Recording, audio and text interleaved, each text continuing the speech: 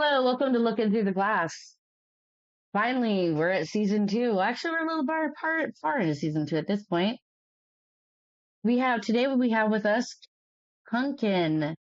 Ken, we've been reading about your story. We've been in contact with your wife on and off for a little bit now, and you have one of the most empowering stories that I've read. Would you please tell our listeners about it? Okay, well, I believe the best place to start would be to take your listeners back to 1970. Now, at that time, I was a fairly typical 20-year-old college student at Cornell University. I worked hard in school and I loved sports. And I was a member of a fraternity. I had a lot of good friends. And like many 20-year-olds, I dreamed of leading a useful, productive, rewarding, and happy life. At the time, I was playing on Cornell's lightweight football team. Those were for athletes that were smaller than the typical heavyweight team. You know, the team was also called the 150-pound team. For that, you had to weigh 154 or less 2 days before each game to be able to play in that league. So I was playing against people more my size, which was kind of nice. But unfortunately, on October 31st, 1970, Halloween Day, I was playing in a game against Columbia. And on a kickoff, when I tackled the ball carrier, I broke my neck and severely damaged my spinal cord. And as a result, I'm a quadriplegic. I'm almost totally paralyzed below the shoulders. Wow. And and here you are, and I know you've accomplished so much since then. How did you overcome that? Well, I was fortunate that I had a lot of family support and a lot of help from friends as well. And they kept encouraging me that while I had a severe physical limitation, I did not have an intellectual limitation. That was still a lot that I could do with my mind. And they encouraged me to go back to school and continue my education. So, following my hospital and rehabilitation stay, which actually took 9 months and 20 days following my injury, I It's a returned long to time. Cornell University and I continued my studies. And while there, I earned my bachelor's degree where I was majoring in industrial engineering. But I knew industrial engineering really wasn't a viable field for me. I mean, this was well before the age of laptop computers, and there Mhm. was very little I could do physically to manage in that field. So, fortunately, I had taken an elective in psychology, and my professor, a person by the name of Dr. James Moss, encouraged me to pursue a career in psychology and counseling. And with his advice, I decided to do that. And I stayed at Cornell and I earned a master's degree, a Master of Arts degree, where I majored in counseling and student personnel administration. And then to increase my counseling credentials, I went to Columbia University, where I earned my second master's degree. This one, a Master of Education degree, where I majored in psychological counseling and rehabilitation. And I decided to look for a job in the rehabilitation counseling field. And here now I had 2 degrees from Cornell, one from Columbia, right? 3 prestigious Ivy League degrees, Yeah. 2 master's degrees, and no one would hire me. Wow. I mailed out more than 200 resumes and looked for a job for a year. Now, this was 1976, 1977. And I finally, after all that looking, found one organization willing to give me the opportunity to show what I could do. And that organization is on Long Island. It was called Abilities Incorporated, which was part of what was then called the Human Resources Center, is now called the Viscardi Center after its founder, Dr. Henry Viscardi Jr. And they hired me to work as a vocational rehabilitation counselor for other individuals with disabilities. And for that opportunity, I will always be very grateful. Wow. I How did bet that that must have really taken a really large toll on you for that year that you that you spent. Like you put in all this work and all this effort, and just to be turned away at every opportunity. That must have been very, very, very difficult. Um, a lot of people don't know how to manage through that kind of stuff. Can you tell us like what you did to help keep you going through that period? Do you like just little? You know, it was incredibly frustrating. Here I had done so much work trying to continue my education, and no one would even give me the opportunity to show what I could do. Now, I knew I could work Hmm. and make a contribution to some organization, and all I was looking for was just the chance to show what I could do. And once again, I have to go back. My family encouraged me every step of the way to keep at it, not to give up. And through their help and encouragement, I continued my job search until I finally found that one organization that took a chance on me and gave me the opportunity to show what I could do. Must have been just such a huge breath of relief at that moment. It was absolutely great and totally changed my life. It increased my self esteem, my feelings of self worth, my self Yeah. confidence, my financial situation. Yeah. It helped in so many ways. When you were given that opportunity because you were helping others with disabilities, how did that make you feel? Like, did it was you were able to give something back, or because you're facing that problem and you're facing it as yourself, and you're going, "Oh my goodness, I'm able to help other people." That was just a tremendously good feeling. I mean, here it was. I started work there in 1979, May of 79. So I had been injured more than 8 years by that time. And during those 8 years, I received so much help from so many different people. And I was really feeling guilty that I couldn't give back some of that help and to help others. And this job finally gave me the opportunity to do that. And it was a wonderful, wonderful feeling to be able to help others and believe that I still had value in my life. There was something I could do to help others. I think it's very important for everybody to feel that they have value. I know my mom, she faced a head injury over 10 years ago, and it brought her down, and she couldn't do anything. I had to take over on being I'm mom. looking through the glass in my recovery. And This is my this is what I'm able to do.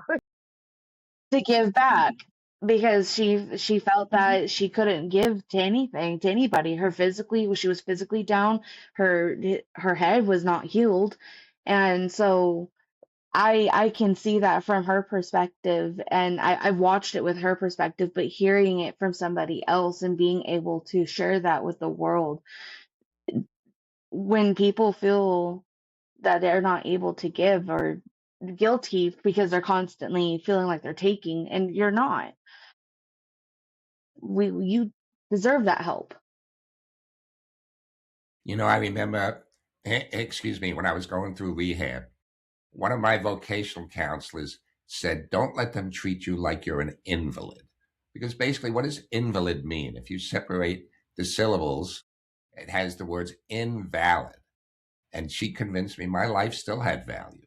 There was still a lot I could do and offer to others. I love that. So I worked hard to make that happen and to show there was still a lot I could do and that I could help others.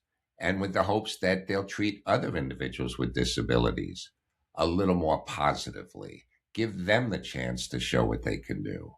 And that's still an issue now, all these years later, for hiring Yes. people with disabilities. And Yes. that's one of the missions that I've tried to dedicate my life to is to help other people with disabilities and to overcome people's limited expectations for somebody with a disability. For some reason, people think that because you have a disability, there's very little you can do. And I want to make it clear disability does not mean inability. Hmm. There's still an awful lot people could do, despite what their limitations may be. Absolutely. That's powerful right there. It's very powerful and I love it. I work in the retail industry and I've always seen where you can't lift a certain amount of weight, so they won't hire you. And I'm like, there's so many positions that where you're not lifting that amount of weight. Why can't they be, at the front? Or, they can ask for the help. There's people around that can help. And that's always been, and I've been in a manager position before too. And I'm like, I don't agree with these rules. That's a corporate, and I'm going to say straight out, it's a corporate thing.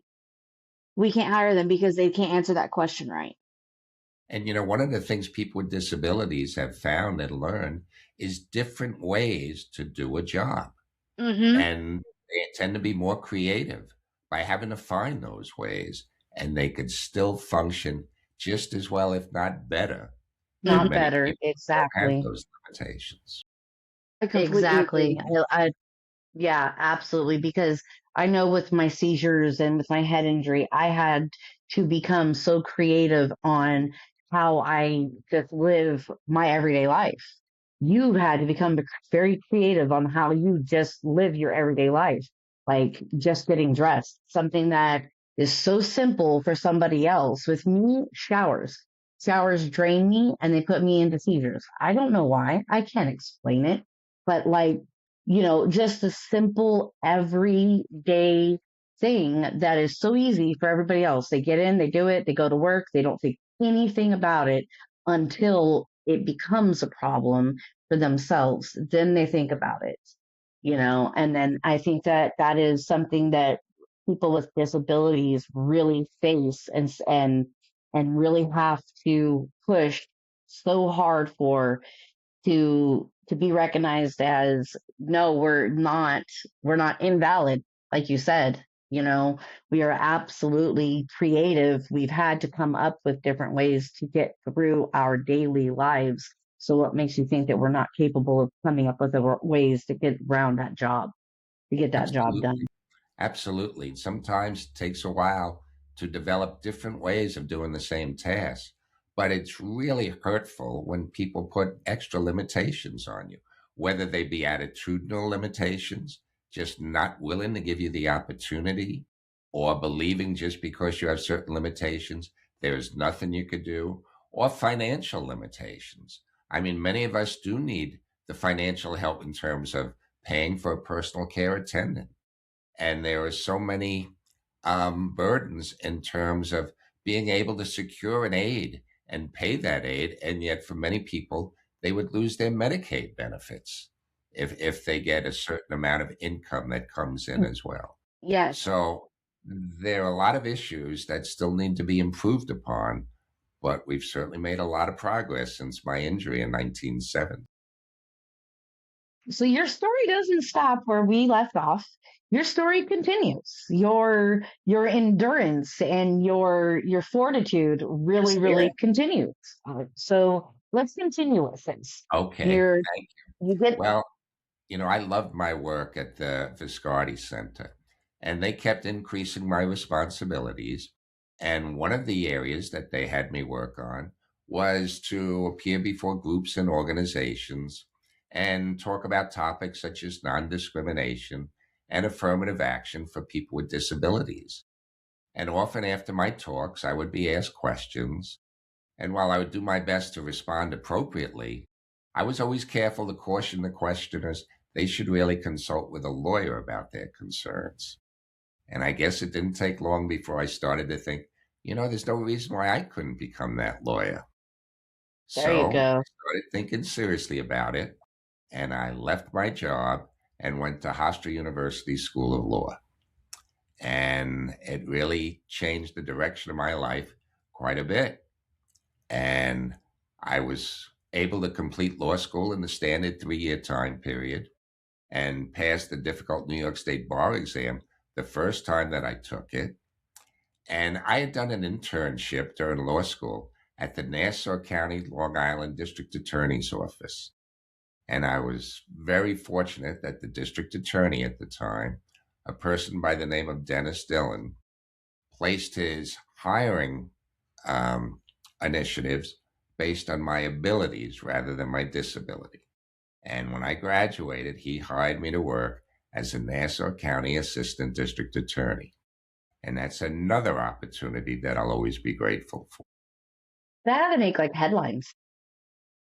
Well, just to tell you a little bit more about how I started work there, I told you I finished law school. I passed the New York State bar exam.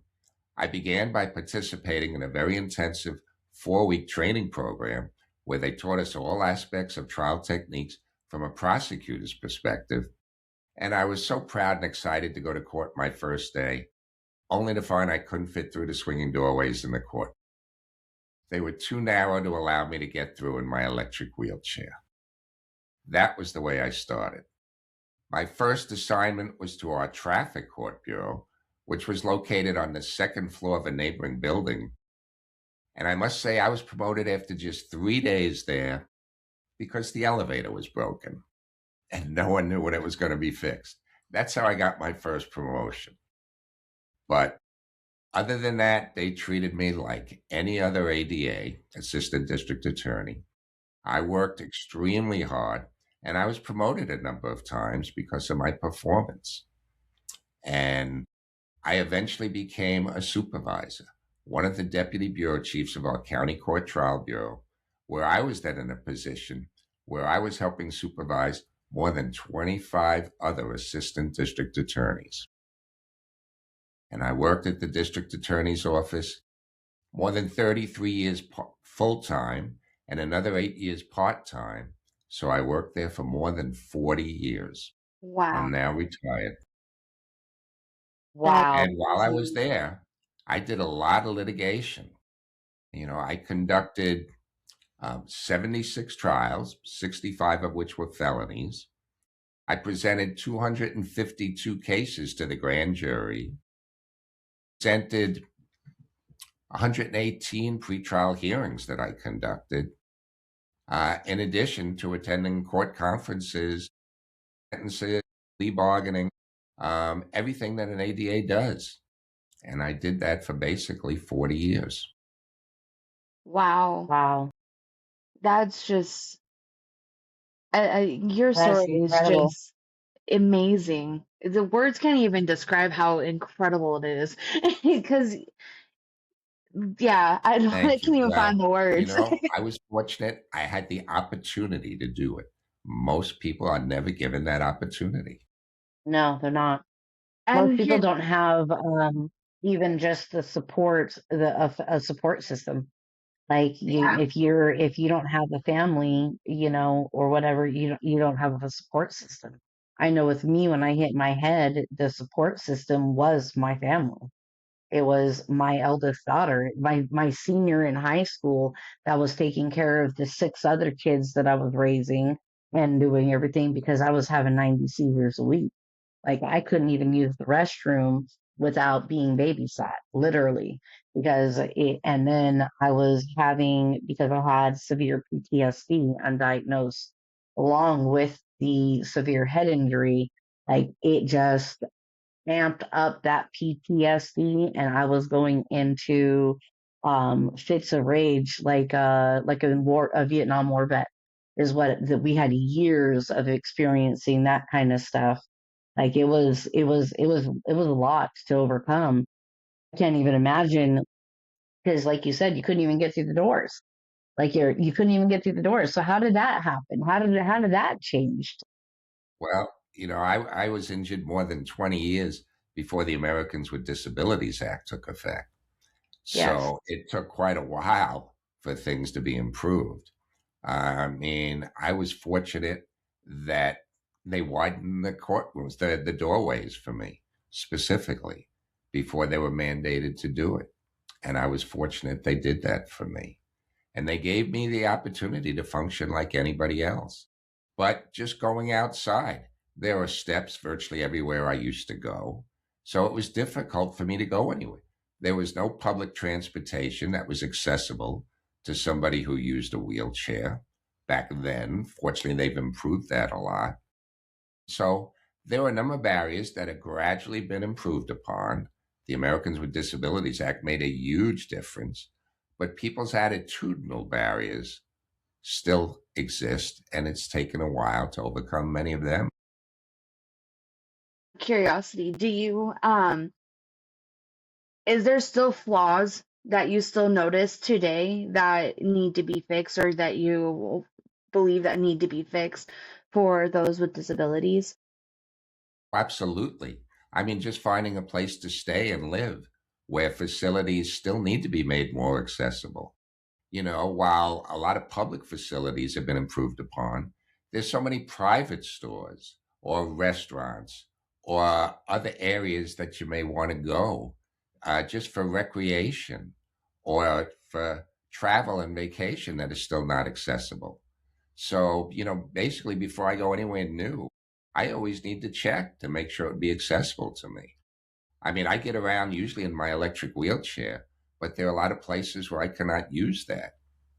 Um, when, let's say the New York City subway system, maybe for one, I mean, these are all difficult for somebody with a disability to navigate. So there's a lot that still needs to be done. But it's improved quite a bit during these years. And fortunately, I've got an accessible van that, with somebody driving it, because I'm not able to drive it myself, I could get in, with the aid of a ramp and the van I use now, a minivan. I used to have a larger van where I needed a hydraulic lift, but it allows me to go to far more places than I used to be able to go to. That I There's love there's your slow positive outlook. improvements. You have such a Yeah, I love. you have such a beautiful positive outlook on everything, and I adore it because so many people and I've done it myself. I've broken my neck. I got very fortunate in not injuring my spinal cord. Um, and I have days where it hurts me, and I look on the dark side of things. The it hurts me. I don't feel like I can do this today. Instead of looking on the positive aspect and seeing, I'm able to walk and go do something. I'm able to still talk to somebody. I'm still able to do anything. It might be just a momentary thing, and I love the way you look at things, and it's really beautiful. Thank you. Well, let me go back once again to the importance of family. But this time, let me change it just a little bit and tell you about my immediate family right now. I told you a little bit about my education and a little bit about my work. But let me tell you about my current situation with my family. I'm married. I have a wonderful, wonderful wife. We've been married more than 22 years now. And that has made an enormous difference in my life. But it gets even better because when I decided to get married, my wife said she wanted to have my baby and not just any baby, my baby. Now, this really seemed impossible. When I got married, I had been injured more than 30 years. I had been paralyzed for more than 30 years. And here we were talking about having a baby. But we looked into various options, including in vitro fertilization, and were absolutely thrilled beyond belief that somebody in my condition could still father a child. So we pursued it, and through the miracle of science, my wife Anna became pregnant.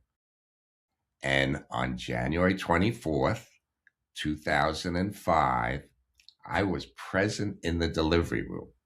I want you to picture what this was like. I was present in the delivery room when my wife Anna gave birth to triplets. We have three incredible sons, That's so amazing. Joey, Jimmy, and Timmy.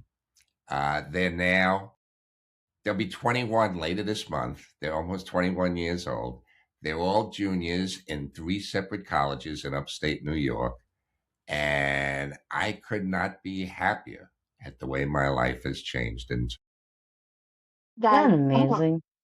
I'm crying. I'm Sorry, I'm tearing up over here over that. Yeah, that got me teared up. That yeah. really that got me teared up. That's you know, coming from a person with head injury and somebody that's had to deal with a lot of adversities, not to your level, but a lot of adversities.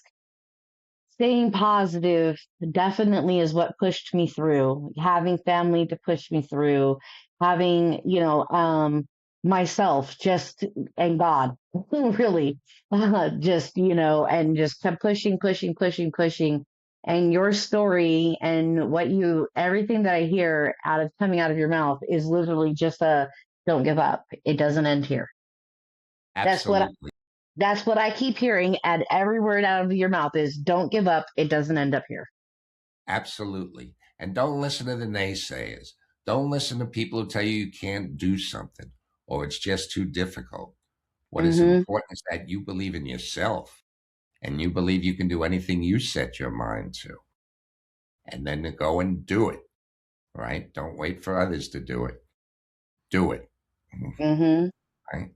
And I am fortunate that I have people around me that have encouraged me every step of the way. They help me remain positive. I mean, every day that when I get up, I know I can make a choice whether I'm going to be extremely depressed at my physical limitations or whether it's going to be a good day and I'm going to make it into a great day. And fortunately, being in the company of my wife and my triplet sons, it's a lot easier to do these days. I bet that's just amazing. That really just the way you said it, it really, that's especially you never thought that you would be able to have children. That was, Absolutely. And, and I'm sure that weighed on you. yes, I'm sure that absolutely weighed on you. I never thought I'd get married. I thought I would never, Hmm. one, find the perfect woman for me, and two, then I was feeling guilty. Could I really impose my limitations on that woman by being married to somebody with my condition? But, Hmm. one of my aunts, my Aunt Betty, encouraged me not to feel that way. She kept saying, I have a lot to offer to somebody, and it would be the woman's choice whether they want to, you know, be married to somebody in my condition, knowing what limitations I have. And it was actually my now wife, Anna, who proposed to me. She knew exactly what she was getting into. She actually She knew proposed to me. exactly what she was looking for. She found you and was like, "Nope, Right. he's mine," And snatching him up. yeah, and we've been married more than 22 years now. And we just couldn't be happier. Life has been great. That's so beautiful. I love that. That And was amazing. my I can't And, stop one tearing of up. the things that allowed it is having a job where I was able to earn a living, a 9 to 5 job that came with benefits Wow. that allowed me to support my wife and my children, and to continue to work for so many years. That made a huge difference. Yeah, And so many people that are in your position or in your situation are not given that opportunity. Like you said, no, you worked hard and you put in 3 masters and all the education and everything that you put in, you still had absolute hell finding what you were able to finally find. And I think that that's a message that really needs to be heard today is that your message of don't put limitations and don't allow their limitations to stop you from hiring them because there's so Absolutely. much that they have to offer. I've been fortunate, very fortunate. I was given the opportunity many people are not given, and that's made all the difference. I might add that after I left the Viscardi Center, they remembered me many years later, and they actually asked me to be a member of their board of directors. So I am so proud that I've been a member of the Viscardi board of directors now for more than 15 years. And I'm very appreciative that I could still remain in their wonderful work they do and participate in that to help others with disabilities reach their goals in life and help others along the way. that's amazing. I will say that Absolutely. being a witness to how um people with disabilities are treated, I know quite a few. I have a couple that have been the amputees, and um I have worked with one that had both of his legs amputated, but he had um the I can't remember what they're called, but the attachments to help him walk around. And he walks around every day. He might, thank you. he'll be able to sit down. He might need to sit down for a little bit, but he works just as hard, and he is an amazing person. And and this store like worked with him, but I've worked with other stores where they had a gentleman. He was a veteran as well, and he was amputated, and he couldn't work a certain amount of hours because he wouldn't be able to get his social security, or they would penalize him. And it would always be, and he was a hardworking man just as well. They did more work than some of the other people around the store. They worked Absolutely. harder. Well, the one of the heads, the president and CEO of the Viscardi Center a while ago, before the current person who's the head, was an individual basically born without arms and legs, and he used prosthetic arms and legs to get around, and he became the head of the center for quite a while. He's now the head of a center down in Alabama and doing great. And there's an awful lot people can do with different various devices to assist them that enable them to function as well or better than most people without it. Um, I know when I was working as an ADA, the number of trials, pretrial hearings, grand jury presentations I did each year were consistently among the highest in my bureau. So there's an awful lot people can do if they're given that opportunity. Mm-hmm. I Hmm. want it to be known out there for people to know, to give them the opportunity. Don't judge a book by its cover. And that's so widely taught in school when we were young as kids. Don't judge a book by its cover, because you never know what can be inside. And but here we still The continue to do corporate it. world that says the absolute opposite. And we're out here Yeah, still corporate doing it. world says the absolute opposite. Absolutely. Absolutely. And, I go back to expectations. People develop these expectations that put limitations on you Mm-hmm. because people's performance often Hmm. rises or falls based upon what others expect of them. Mm-hmm. And you've got to do your best not to let that happen.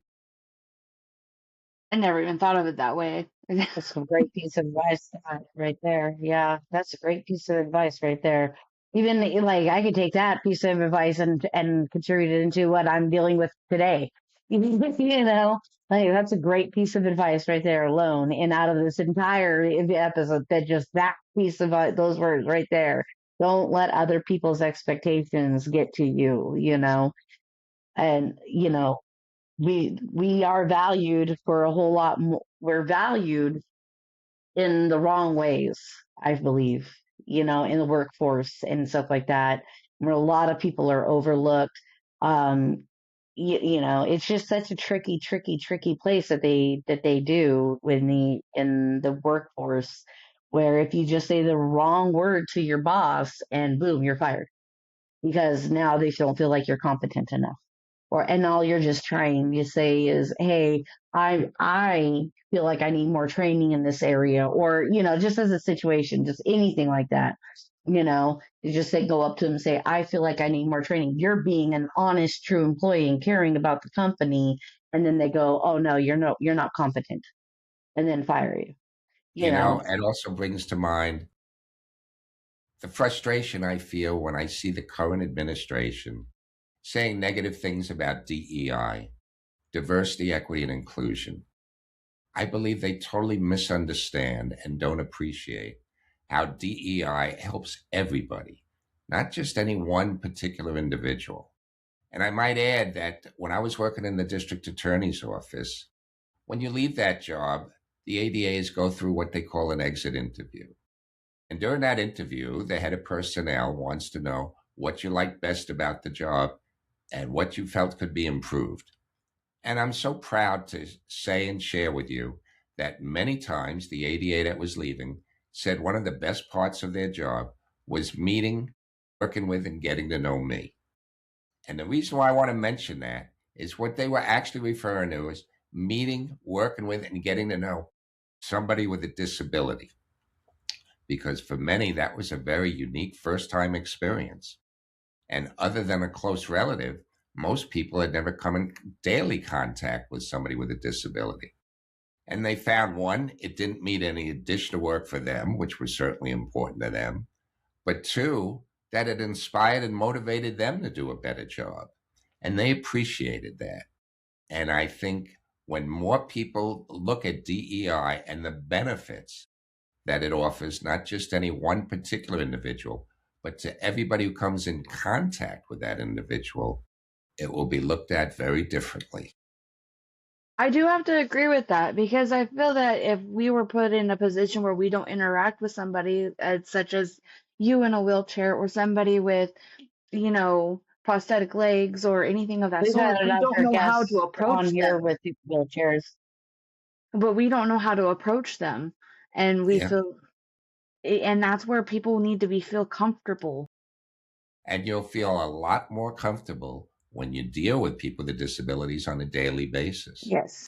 Because you find we have the same needs, wants, desires as anybody who may not have the physical limitations we have. And by including people in the workplace or in the school system that have different backgrounds, you become a lot more comfortable dealing with them. And it's a lot easier to realize and recognize we are the same as everybody else. We just may function a little differently to do the same types of things everybody else maybe takes for granted, but we get the job done. And not just in school or education, but in family life as well. Absolutely. Your story is just one of the most inspiring stories that we've come across so far. I mean, we deal with a lot of hard stories, and just your success is very, very inspiring. We've had Yes. other people on here that are in wheelchairs, and they've discussed the issues that they come across with stairs and no ramps, and even if you get a ramp, the ramp is too narrow to be able to make the turn, to be able to go down the ramps and stuff, like she was explaining it to us. And it's a huge eye opener. And I believe that if we were to have people in our workforce and in our society every day that we come across in the grocery stores, at schools, in the community, wherever, if we're able to have this more often, we won't look at it so differently. We'll be able to just see everybody the same, You know, it reminds me that when my children were small, 6, 7 years old, they may go out somewhere with their friends or with a different relative, and they'd come back and they'd say, Dad, you could go there. They have a ramp. You could get around. I wouldn't even ask them those questions or tell them to look it for that. Just knowing and being around me raised their awareness where they noticed those things. Yes, Yes. I have the same thing. My kids do the exact same things with me because I remember we went to go try watching a movie and I had 8 seizures before we could even get me out of the building. Like I like dolphin dived into my chair and everything. I mean, I was just seizure after seizure after seizure. And they're trying to walk me out. I'm not a light person, so carrying me is not the easiest thing. you know? You know But that when I left the rehab center and first went back to Cornell, we're talking about 1971, there was not one ramp or curb cut on the entire campus. Every building had steps in front of them. On my first day of classes, my first day, I had to be either pulled up or bounced down close to 100 steps just to attend my first day. That's what it was like back wow, then. We've come a long, long way. I appreciate that, but we still have a long ways to go. we have a long ways to go. Absolutely. So, did you write a And book? sorry, go ahead. Yeah, I did. It's actually on the shelf right behind me. I don't know if you could move it a little bit. I wrote a book. You can just barely see it in the camera. It's about my life, and it's called I Dream of Things That Never Were, the Ken Kunken story. And where I got that title from was 6 months after my injury, I was asked to testify before a United States Senate Health Subcommittee chaired by Senator Edward Kennedy. And 8 days after my testimony, Senator Kennedy sent me a glass paperweight in the mail that had an inscription on it that the senator said his late brother Robert Kennedy liked very much. And the inscription read, "Some men see things as they are and say why. I dream of things that never were and say why not." And that's where I got the title of my book, I Dream of Things That Never Were, the Ken Kunken story. And it's out not That gave only in me goosebumps.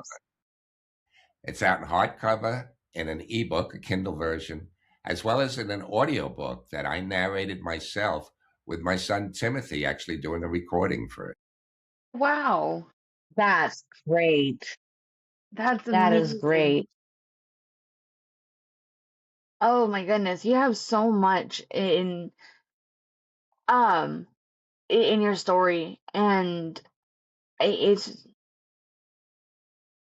is there anything else that you would love to share that is in your story that is, because it's all inspirational and you've accomplished so many things and you're still accomplishing to this day. Yeah, you're still accomplishing many things. You're still going, man. You're still going. Thank you. Well, it reminds me, when I was in the courtroom, I would never once mention my disability, but I thought just being out in public and for people seeing me, interact with me, seeing how I function, I didn't have to say a word about it. People would just realize somebody with a disability can still do a lot of things and lead a very active life. And just giving them the opportunity to show that makes a difference not only for that individual, but for everybody. So when you talk about inclusion, right, that's what we're asking. We want to be included in activities, not just have people do something for us, but include us in those activities. And that makes a huge difference. That I can understand. Absolutely. That I can completely understand.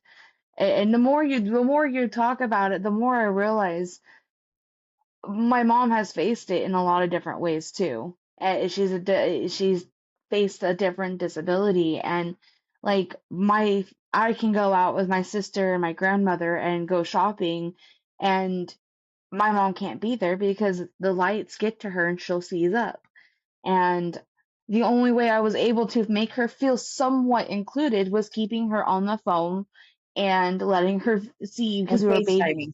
and FaceTiming so she could see the baby clothes that we were picking out for the baby. And because this is her first grandbaby too, so that made her feel even more like I can't be there to do that and experience that. And so and trying to make her feel somewhat included. I hated not her not being there.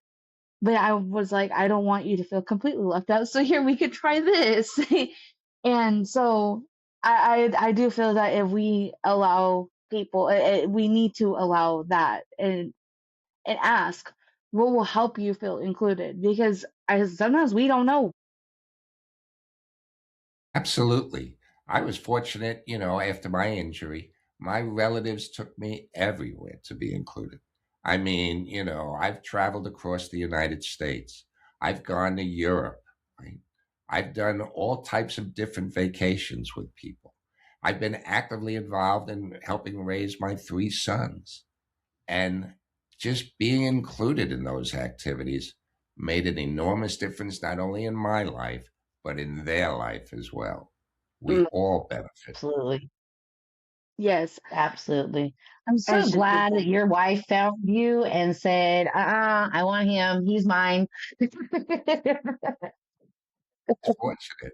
It took a while, but I Yeah, found the perfect woman for me, and it's changed everything in my life. That's so beautiful. that's just so amazing. You have an amazing story and then a beautiful, love story on top of it. It's just so wonderful. When people ask about my book, one of the things I'd love to tell them is, you read my book and it's a love story, and it really is a love story. It's so Hmm. awesome. I I will bet be it is. getting I will be having it downloaded on my Kindle because I that's just so awesome. You know, Great. I'll be doing the audible. I'll be listening to you and your son. Great. Since the Well, head I've had a lot injury, of reading. favorable comments on it. Mm. Yeah, Great. after the head injury, if I read for too long, the letters become all jumbled together and I can't make out words. So I have to do the audible stuff. So I'll be listening to you and your son. And do you have any more And thank accomplishments you so much. Do I have any more accomplishments? that you're going to push forward toward? Well, I told you I'm on the Viscardi Center Board of Directors. I'm on the Cornell University Council. Although I live in Nassau County, I'm a member of the Suffolk County, the neighboring county Rehabilitation Society. Uh, when I retired from the district attorney's office, the current district attorney, Ann Donnelly, actually named an award after me. It's called the Ken Kunken Award. It's the only award that the district attorney's office gives out on an annual basis, and they named it for me. That's Um, awesome. yeah, I It's am just, so proud of wow. that. I am so proud of it. In You fact, ought it's to next be. week that I'll be presenting it again. Uh, Next week, I'll be presenting it again. Tomorrow. It's in 2 more days, and I'm real excited about it. That's so That's awesome. awesome. I am excited for you. Thank you so much for coming on and telling us your story and sharing your story with our listeners because, our number one thing is never give up.